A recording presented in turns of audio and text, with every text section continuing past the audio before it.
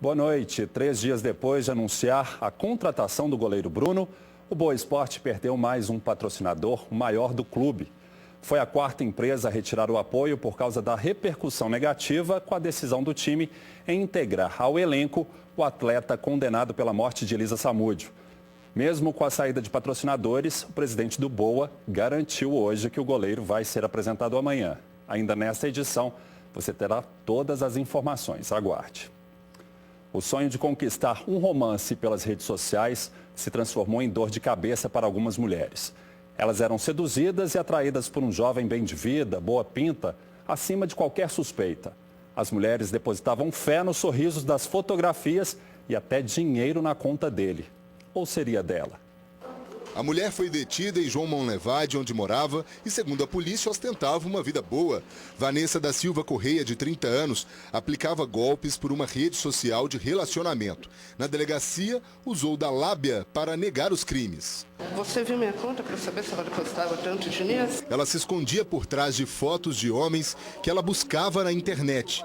Com muita criatividade, ela se passava por pilotos de uma empresa aérea francesa em busca de namoro. Quando o relacionamento criava uma certa intimidade, ela se passando por homem, ela criava alguma situação de emergência que demandava uma ajuda financeira da vítima, que já se via envolvida naquele relacionamento. Durante os 3 meses de investigações e com o depoimento das vítimas, foi possível comprovar que a estelionatária envolvia tanto as mulheres e criava tantas histórias que elas eram convencidas a depositar quantias em dinheiro na conta dela. Uma particularidade desse caso é que a Vanessa, ela se passava por amiga e por irmã desse rapaz para poder criar um vínculo maior com a vítima, para ela poder se sentir mais segura a fazer os depósitos. Por causa dessa diferença, né, entre a fisionomia do rapaz, que ela colocava a foto, e dela e da família, ela falava que o rapaz era adotado, que era o irmão de criação. De acordo com a polícia, Vanessa agia há pelo menos 3 anos.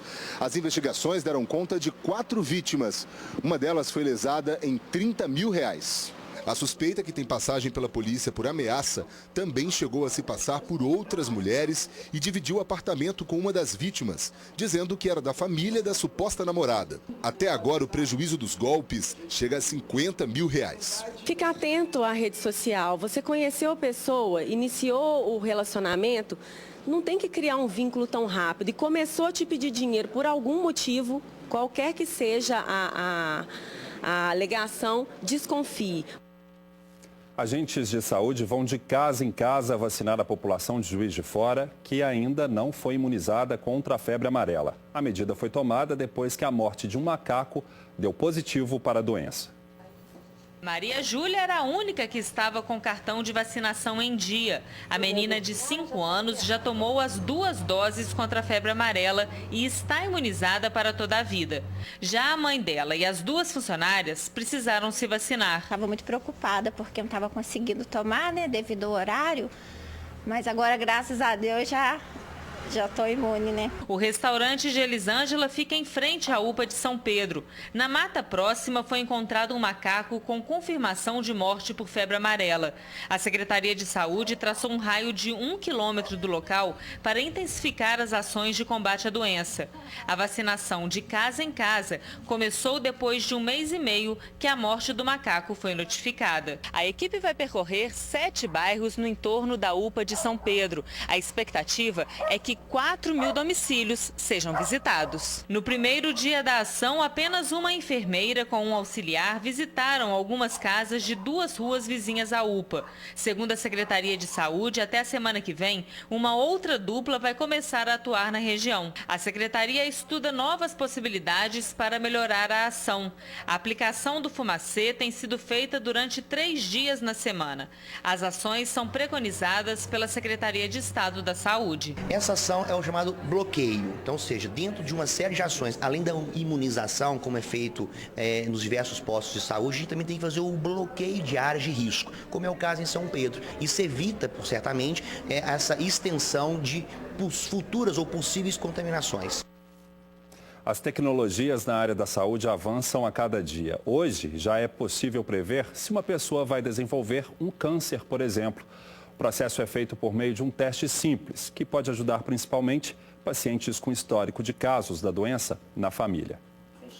A médica geneticista colhe a saliva da paciente. O material vai permitir a extração do DNA para análise genética, que pode ajudar no diagnóstico precoce do câncer e de várias doenças raras. O teste genético, ele pode servir, na verdade, para diagnóstico de várias outras doenças, não só o câncer com padrão hereditário ou familiar. Segundo os especialistas, cerca de 10% dos tumores malignos são resultado de alterações genéticas hereditárias que podem ser mapeadas. Com as novas tecnologias, a expectativa é de se reduzir o risco de que as doenças se manifestem e até de se evitar mutilações. Em média, 2 a 3 semanas para você ter o resultado definitivo e a partir desse resultado, os médicos, tanto geneticistas quanto os médicos assistentes, podem definir a melhor conduta para cada caso. Definitivamente é um grande ganho, você pode fazer desde prevenções, você pode fazer tratamentos preventivos, profiláticos. A pessoa mesmo não tendo desenvolvido o câncer, ela pode ser tratada preventivamente, ser seguida de forma mais correta e se ela já tem o câncer, ela pode ser manipulada de forma diferente. A tecnologia oncogenética começa a ser usada por este Hospital Integrado do Câncer em Belo Horizonte. Um contrato de parceria com a empresa que irá realizar os exames foi assinado hoje. As amostras de saliva ou de sangue, elas são levadas para o laboratório da Mendelix em São Paulo. Essas amostras têm o seu DNA extraído de dentro das células. Esse DNA é processado, ele é cortado de uma certa maneira e sequenciado. Esses dados são então levados para a nuvem, para a nuvem de internet, e a gente processa com supercomputadores esses dados. A Mendelix é uma empresa muito respeitada no Brasil inteiro hoje, graças à competência que eles têm para esses testes de análises genéticos. E acho que a vinda deles significa uma nova fronteira hoje do conhecimento médico à disposição da população de Belo Horizonte e de Minas Gerais. Processos químicos como alisamentos, escova progressiva, tintura e relaxamento podem causar vários prejuízos no couro cabeludo. Os produtos apresentam altos níveis de acidez e, quando não são bem utilizados, desgastam a pele. Na coluna Viver Bem de hoje, você vai aprender uma técnica simples que ajuda a evitar os danos. E sobre este assunto, nós vamos conversar agora com a terapeuta capilar Renata Fraga, que está passando por esse processo, né? Sim, eu raspei minha cabeça tem 6 meses, por acreditar tanto que o cabelo, para ser bonito e saudável, eu tenho que cuidar do couro cabeludo, que eu me usei como modelo para isso. E seu cabelo era longo, loiro, tinha muita química, e aí agora está crescendo todo cacheadinho, está mais saudável também, né? Sim, muito mais saudável. Por isso que eu raspei, para poder mostrar o quanto é importante cuidar do couro cabeludo. Como que se cuida do couro cabeludo para nascer aquele cabelo cheio de vida? Higienizando. É muito importante higienizar o couro cabeludo. Por isso que eu trouxe para vocês uma receita como se higieniza o couro cabeludo. Mostra pra gente, são 2 ingredientes só, uma receita bem simples, né? Sim, uma receita bem simples e fácil de fazer com ingredientes que você tem em casa. Vinagre de maçã, que é antibactericida, e alecrim, que é antifungicida. Você mistura um raminho de alecrim no vinagre, deixa ele marinar por alguns minutinhos, pega um pedacinho de algodão, abre o seu couro cabeludo e passa com movimentos circulares no couro cabeludo, em torno de todo o couro cabeludo. Depois você pode pegar sua mão e massagear todo o couro cabeludo. Deixa ele agir mais uns 5 minutinhos, enxágua com shampoo e condicionador. Pronto. Aí você pode fazer isso durante umas 3 vezes na semana. Aí eu costumo me perguntar quantas vezes, faço 3 vezes na semana sempre? Tudo sempre com moderação, gente. Não utiliza assim, 3 vezes na semana todo mês. Faz 3, depois 2, depois 1, vai diminuindo até chegar de 15 em 15 dias. Não é todo mundo que precisa raspar o cabelo para fazer a transição capilar. Não, de forma alguma. Eu raspei para poder mostrar o quanto é importante cuidar do couro cabeludo. Mas as pessoas podem usar a terapia só para acelerar o processo e a transição ocorrer naturalmente. A gente faz a transição para acelerar só o processo, mas não precisa radicalizar. Ok, obrigada pelas informações e dicas como essa você tem no site viverbematé100.com.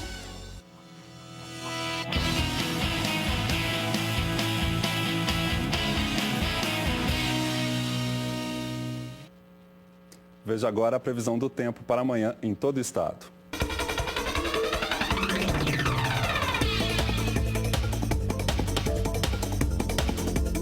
A Áreas de instabilidade deixam um tempo nublado com pancadas de chuva e trovoadas no sul, Triângulo e Campo das Vertentes. Nas outras regiões do estado, o dia será de tempo parcialmente nublado. Na capital, mínima de 18 e máxima de 31 graus. Em Botumirim, os termômetros vão de 18 a 30, de 24 a 35 graus em Santa Vitória. Variam entre 18 e 30 em Alfenas e em Recreio, mínima de 20 e máxima de 35 graus.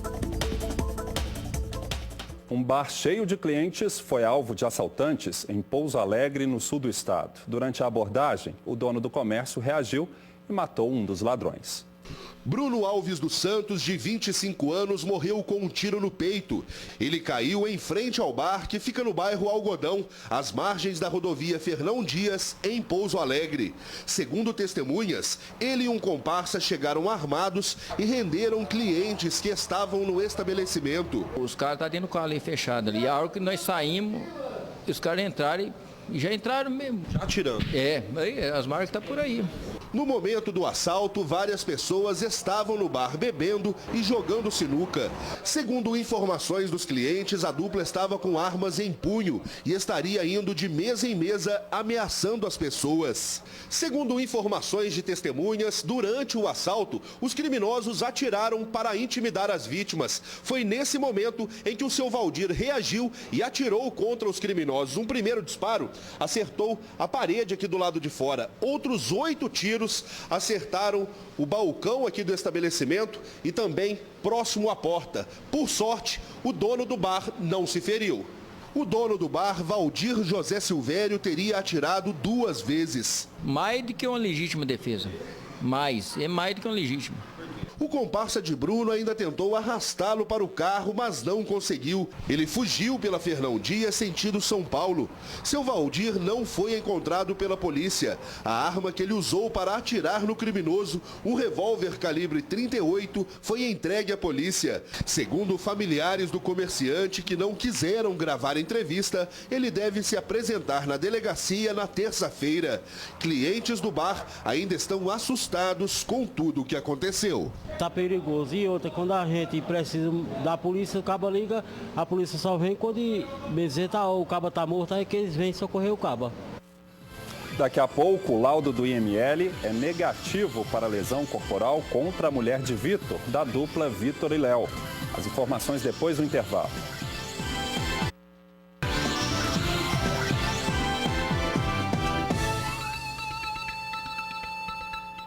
Os exames feitos no IML de Belo Horizonte pela mulher do cantor Vitor Chaves, da dupla Vitor e Léo, deram negativo para lesão corporal. A jovem acusava o artista de agressão no mês passado. Apesar do resultado, as investigações continuam. O exame do Instituto Médico Legal não apontou nenhuma marca visível de violência, como manchas ou hematomas. Esse laudo pericial na vítima deu negativo. Ou seja, existe uma investigação tramitando em relação à contravenção penal de vias de fato. Não existe, à época, quando ela foi submetida ao exame, o laudo médico não comprovou lesão corporal aparente. Poliana Bagatini, que está grávida, foi examinada há 2 semanas depois de procurar a polícia para relatar ter sido derrubada pelo marido. Ela também disse que, já caída, recebeu pontapés de Vitor. 2 dias depois, em uma rede social, negou a acusação. Disse que discutiu com a sogra e que ficou nervosa depois de não receber o apoio do cantor. Segundo ela, Vitor teria apenas tentado contê-la. Foi a mesma versão que ele contou na delegacia da mulher, num depoimento de 2 horas, na noite deste domingo, em Belo Horizonte. Segundo ele não chutou a perna da vítima, não empurrou a vítima ao chão. O que ele frisou é que ele não agrediu a esposa grávida, que ele inclusive falou que não teria coragem de agredir um homem sequer, a esposa grávida. O próximo passo da investigação será a análise das imagens das câmeras de segurança do prédio em que mora a família. Isso porque, de acordo com o relato original, Vitor teria agredido a mulher também no elevador. Segundo a versão da vítima, ele empurrou a mesma ao chão e desferiu alguns chutes no elevador. A filmagem está na criminalística para elaboração do laudo. Não há como adiantar absolutamente nada em relação a essa prova. O inquérito deve ficar pronto até o fim do mês. Depois do laudo do IML, está praticamente afastada a hipótese de lesão corporal. Poliana poderá ser indiciada caso ficar comprovado que ela mentiu à polícia. Se a vítima usar aí da lei de maneira inadequada, relatando um falso crime ou dando ensejo à instauração de algum procedimento que saiba que é mentiroso, que não houve o crime, aí qualquer vítima que se incorrer nessa situação pode responder. Daqui a pouco, cobrança por bagagens em voos é suspensa. E ainda, o maior patrocinador do Boa Esporte deixa de apoiar clube depois da contratação do goleiro Bruno. Os detalhes já já. A Justiça Federal de São Paulo suspendeu a cobrança de bagagens pelas companhias aéreas brasileiras. A medida começaria a valer a partir de amanhã. Entre os passageiros, a possibilidade de mudança gerou muitas dúvidas. Eu não entendi muito ainda não, como é que vai ser. E reclamações. Não ficou bom, não? Não ficou bom. Tá péssimo. E a passagem já não é muito barata e mais a bagagem vai ficar inviável, né, fazer uma viagem. Não está claro que o consumidor vai pesar para o consumidor, simples assim. Eu acho um absurdo, de verdade, porque assim, você já paga caro na passagem, né? E ainda não tem direito a levar a mala. Quem que leva 10 quilos? 10 quilos não é nada, né? Mas na tarde dessa segunda-feira, a Justiça Federal de São Paulo concedeu liminar suspendendo a cobrança por bagagem despachada, o que estaria ferindo o Código Civil e o de Defesa do Consumidor. Por enquanto, continuam valendo as regras atuais. O Congresso também estuda um projeto que proíbe a cobrança extra. Pela regra atual, os passageiros podem despachar 2 malas de até 23 quilos para voos nacionais e de até 32 quilos para internacionais sem pagar por isso. A alteração proposta pela ANAC autorizava, a partir desse 14 de março, a cobrança pelos volumes. Os valores ficariam a cargo de cada companhia aérea. A bagagem de mão passaria de um volume de 5 para um de até 10 quilos. A ANAC, de forma otimista, ela fala, vai ter uma diminuição do preço das passagens, mas nessa proposta, né, ou nessa concepção otimista, ela esqueceu de definir e de impor às companhias aéreas como e quando deveria reduzir os bilhetes para o consumidor. Nós estamos lutando junto à Câmara dos Deputados para que mantenha, que revogue esse artigo 13 em relação às bagagens despachadas, contra este abuso, esse descaso de tirar o direito do consumidor em relação às bagagens despachadas. O goleiro Bruno Fernandes vai ser apresentado oficialmente amanhã como o mais novo jogador do Boa Esporte de Varginha. Também nesta terça, ele deve fazer os exames necessários. A diretoria do clube informou que não vai desistir do negócio, mesmo com a saída de vários patrocinadores que não querem associar as marcas ao goleiro. Haja polêmica. O acerto do Boa Esporte com o goleiro Bruno dividiu a cidade de Varginha, no interior de Minas. Todo mundo nesse mundo merece uma chance, né? Eu acho que ele é um bom goleiro e tem chance sim de recuperar, né? Uma discussão boa, né? Vai ter os prós e o contra. Mas este aqui veste a camisa do goleiro Bruno. Eu ganhei essa camisa, foi dele. Foi tricampeão carioca em cima do Vasco da Gama no Maracanã. Eu estava lá. E eu tenho o orgulho de ver o Bruno no melhor time daqui do sul de Minas, que é o Boa Esporte. Discussão nas ruas, ataque na internet. O site do time foi invadido por hackers neste domingo. Bruno foi chamado de monstro e os patrocinadores do clube foram ameaçados. Desde o anúncio da contratação na sexta-feira, 4 patrocinadores decidiram romper com o Boa Esporte. Nesta segunda, foi a vez do grupo Góes e Silva, empresa que detinha a maior cota de patrocínio. A diretoria do Boa Esporte ainda não se pronunciou oficialmente sobre a fuga dos patrocinadores, mas por enquanto não pensa em cancelar a contratação de Bruno. O goleiro deve fazer exames no clube nesta terça-feira. Para nós foi pego de surpresa, né? Contratamos um atleta, Bruno.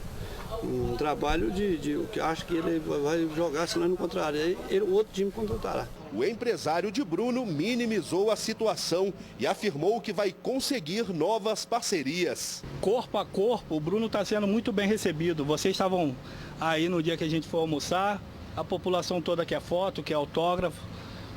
Na internet falam o que querem, mas pessoalmente eu ainda não vi nenhuma rejeição do Bruno. O patrocinador Master deixou o clube hoje. Como que fica essa situação? Como vocês estão encarando isso? O goleiro Bruno também, como ele viu essa notícia? O Bruno fica triste, né? Do patrocínio deixar, mas eu tenho certeza que vai vir um Master e melhor do que o que saiu. Bruno foi solto no mês passado depois de ficar 6 anos e 7 meses na cadeia.